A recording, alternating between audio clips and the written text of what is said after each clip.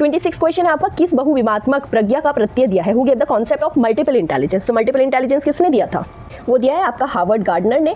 Okay, उसके बाद आपका क्वेश्चन आ जाता है, उसमें हमें क्या बताया? मल्टीपल इंटेलिजेंस बताएं, जैसे कि बुद्धि के प्रकार, बहुविमात्मक प्रज्ञा। ओके, तो जैसे कि व्यक्तिक पर बुद्धि होती है, संगीत बुद्धि, शरीर गति की बुद्धि, इस तरह से उन्होंने 8 प्रकार की बुद्धि को बताया है मल्टीपल इंटेलिजेंस। कितने टाइप्स की हैं टोटल? 8 प्रकार की।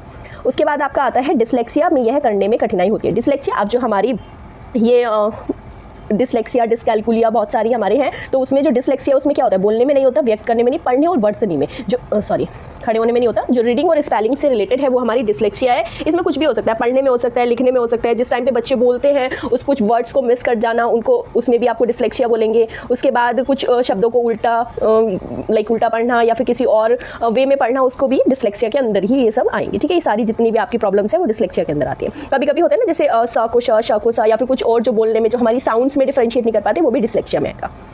क्वेश्चन नंबर 28 आएगा आपका, निम्न में से क्या समावेशी कक्षा में शिक्षक की भूमिका नहीं है? फिर से आपको नोट करना है कि यहाँ पे नहीं है दे दिया गया है, which of the following is not the role of teacher in inclusive classroom, जो समावेशी कक्षा होती है। पहला ऑप्शन है, शिक्षक को सीखने में असक्षम को अतिरिक्त समय देना चाहिए।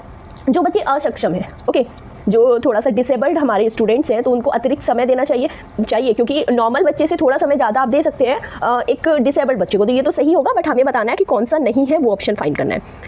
उसके बाद आता है, शिक्षक को निश्चित बच्चों पर ध्यान नहीं देना चाहिए। ऑब्वियसली ये तो देखो नहीं होगा, तो इसलिए हमें लगा देते हैं कि सेकंड ऑप्शन, बट फिर भी ऑप्शन चेक करेंगे। बच्चे की आवश्यकता के अनुरूप बैठने की पर्याप्त व्यवस्था करनी चाहिए। देखो बच्चा किस तरह से कंफर्टेबल फील करे, अगर वो डिसेबल है तो उसके अकॉर्डिंग उसके बैठने की व्यवस्था करनी चाहिए। फिर उसके बाद आता है, शिक्षक को बच्चों को प्रोत्साहित करना चाहिए। ऑब्वियसली एनकरेजमेंट बहुत ज़्यादा जरूरी है, तो जो भी डिसेबल बच्चे अगर उनको आप डिस्करेज करोगे तो वो कैसे उनका डेवलपमेंट होगा, इसलिए उनको एनकरेज करते रहना चाहिए।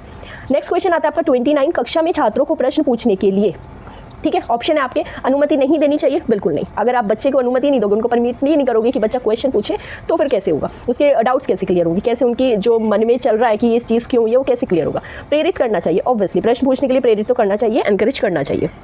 फिर आता है हतोत्साहित कर देना चाहिए, डिस्करेज। वही बताया मैंने कि हतोत्साहित नहीं करना, डिस्करेज नहीं करना, या रोक देना चाहिए, वो भी नहीं करना। तो कक्षा में छात्रों को प्रश्न पूछने के लिए प्रेरित करना चाहिए। लास्ट क्वेश्चन रहेगा आपका, बच्चे की बुद्धि मुख्यतः संबंधित है। जो बुद्धि है वो किस चीज़ से संबंधित